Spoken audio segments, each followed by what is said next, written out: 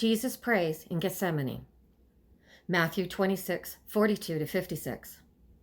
Again he went away for the second time and prayed, "My Father, if this cannot pass unless I drink it, your will be done." Again he came and found them sleeping, for their eyes were heavy. So, leaving them again, he went away and prayed for the third time, saying the same words. Then he came to the disciples and said to them, "Are you still sleeping and taking your rest? See, the hour is at hand, and the Son of Man is betrayed into the hands of sinners. Get up, let us be going. See, my betrayer is at hand." While he was still speaking, Judas, one of the 12, arrived. With him was a large crowd with swords and clubs from the chief priests and the elders of the people. Now the betrayer had given them a sign, saying, "The one I will kiss is the man, arrest him." At once he came up to Jesus and said, "Greetings, Rabbi," and kissed him. Jesus said to him, "Friend, do what you are here to do." Then they came and laid hands on Jesus and arrested him. Suddenly, one of those with Jesus put his hand on his sword, drew it, and struck the slave of the high priest, cutting off his ear. Then Jesus said to him, "Put your sword back into its place, for all who take the sword will perish by the sword. Do you think that I cannot appeal to my Father, and he will at once send me more than 12 legions of angels? But how then would the scriptures be fulfilled, which say it must happen in this way?" At that hour, Jesus said to the crowds, "Have you come out with swords and clubs to arrest me as though I were a bandit?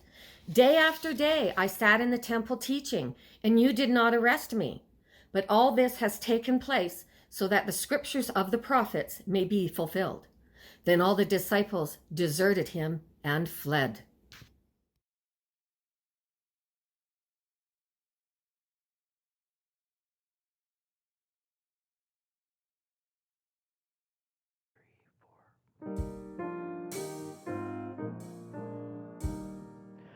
Go to dark Gethsemane, you that feel the tempter's power.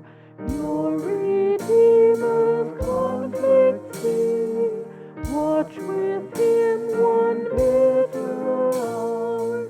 Turn not from his grief away, learn from him to watch and pray.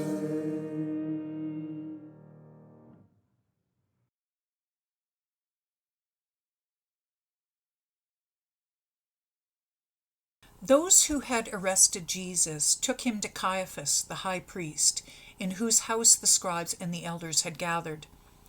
But Peter was following him at a distance, as far as the courtyard of the high priest, and going inside, he sat with the guards in order to see how this would end.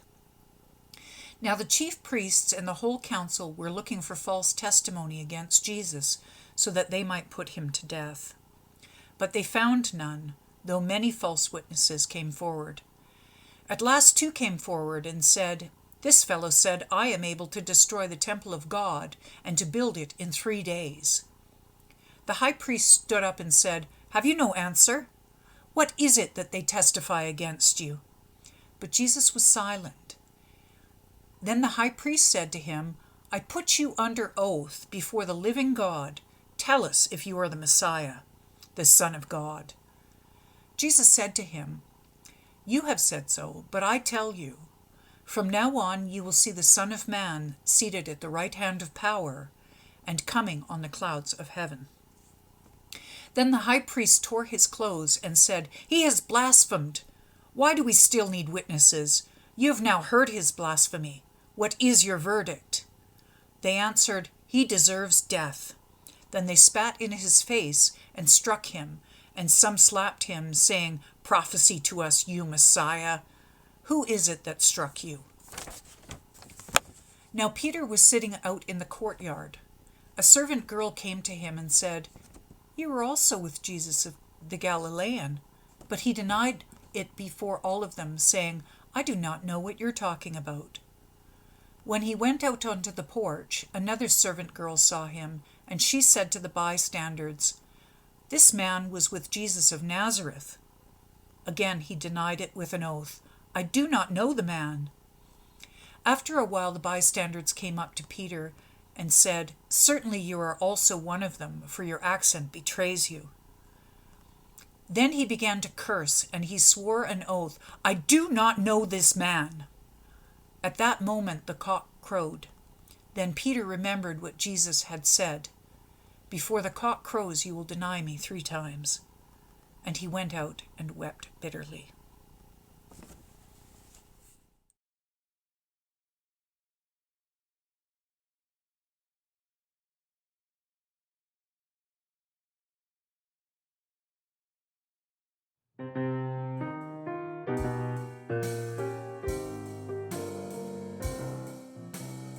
Peter was the night, thought the cock would crow forever. Peter was the night, before the break of day.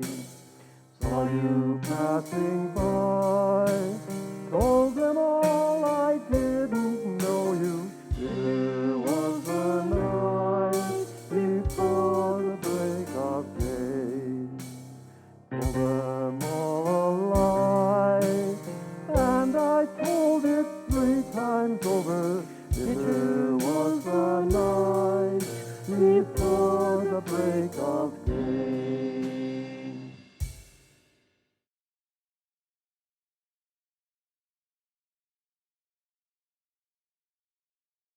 Here we go. This is Matthew 27, 1 through 14. When the morning came, all the chief priests and elders of the people conferred together against Jesus in order to bring him to death. They bound him and led him away and handed him over to Pilate the governor. When Judas, his betrayer, saw Jesus was condemned, he repented and brought back the 30 pieces of silver to the chiefs and the elders. He said, "I have sinned by betraying innocent blood." But they said, "What is that to us? See to it yourself." Throwing down the pieces of silver in the temple, he departed, and he went and hanged himself. But the chief priests, taking the pieces of silver, said, "It is not lawful to put them into the treasury, since they are blood money." After conferring together, they used them to buy the potter's field as a place to bury foreigners. For this reason, the field has been called the field of blood to this day. Then was fulfilled what had been spoken through the prophet Jeremiah. And they took the 30 pieces of silver, the price for the one on whom a price had been set, on whom some of the people of Israel had set a price, and they gave them for the potter's field, as the Lord commanded me. Now Jesus stood before the governor, and the governor asked him, "Are you the king of the Jews?" Jesus said, "You say so." But when he was accused by the chief priests and elders, he did not answer. Then Pilate said to him, Do you not hear the accusations they make against you?" But when he gave no answer, not to a single charge, so that the governor was greatly amazed.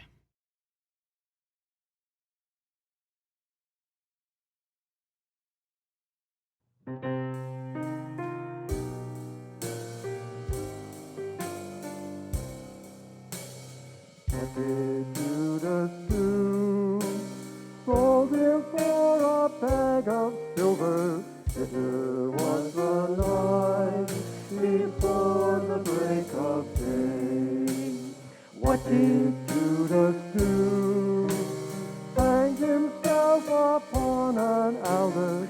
Bitter was the night before the break of day. Bitter was the night, thought there'd never be a morning. Bitter